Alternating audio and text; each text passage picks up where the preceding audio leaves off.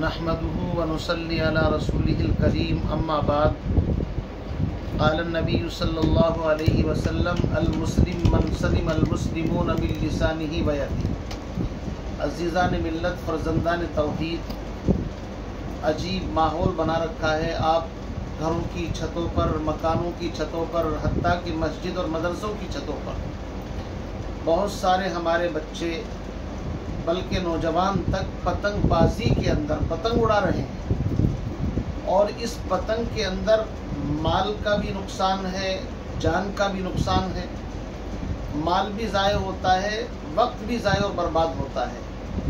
لہذا ہر ایسا لہو اور لعب کہ جس کے اندر دونوں چیزوں کا ضیاع ہو، ذرہ برابر کوئی فائدہ نہیں اس کے اندر، ہر ایسے کام کو شریعت نے حرام، ناجائز منع کیا ہے۔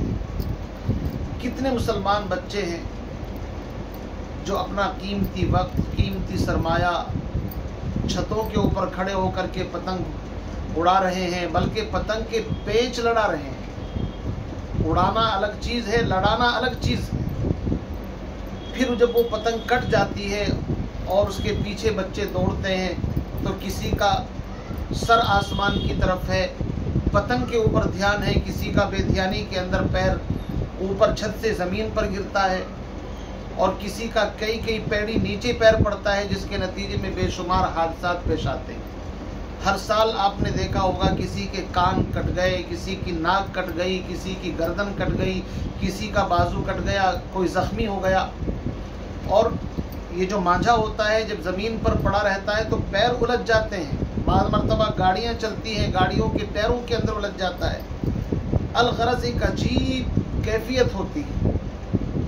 فضا میں بیچارے اڑنے والے کتنے پرندے ہیں، کبوتر ہیں، فاختہ ہیں، چڑیا ہیں، وہ اس کی زد کے اندر آ جاتے ہیں اور اپنی جان سے ہاتھ دھو بیٹھتے ہیں۔ لہذا میرے پیارے بچوں، نوجوانوں، آپ سے مؤدبانہ التماس ہے کہ ہم ایسا کوئی عمل نہ کریں، نہ اس کا ایمان سے کوئی تعلق، نہ اسلام سے کوئی تعلق، دور دور کا کوئی واسطہ نہیں ہے۔ اس کے نتیجے میں ہلاکت ہے، بربادی ہے، نقصان ہے، ہر چیز کا نقصان ہے۔ لہذا پتنگ بازی سے بچیں، پتنگ اڑانے سے بچیں، پتنگ بیچنے سے بچیں۔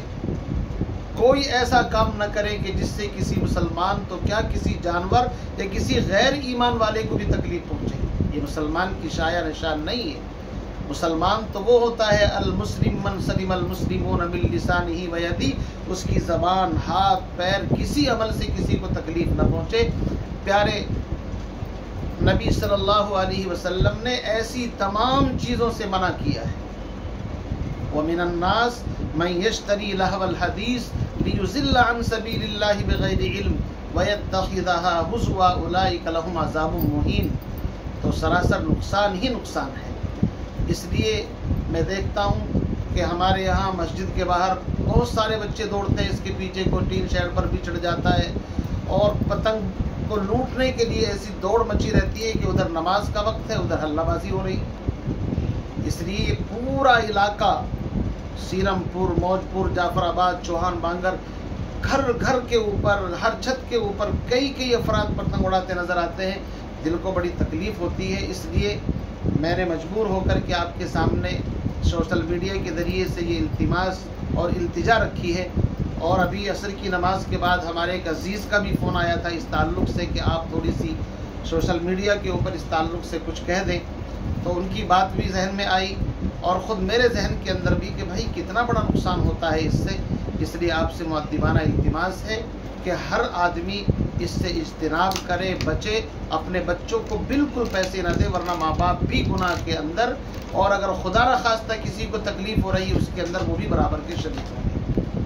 امید ہے کہ انشاءاللہ آپ حضرات اس پر عمل کریں گے، اپنی دعاؤں سے نوازیں گے۔ وآخر دعوانا ان الحمد للہ رب العالمین۔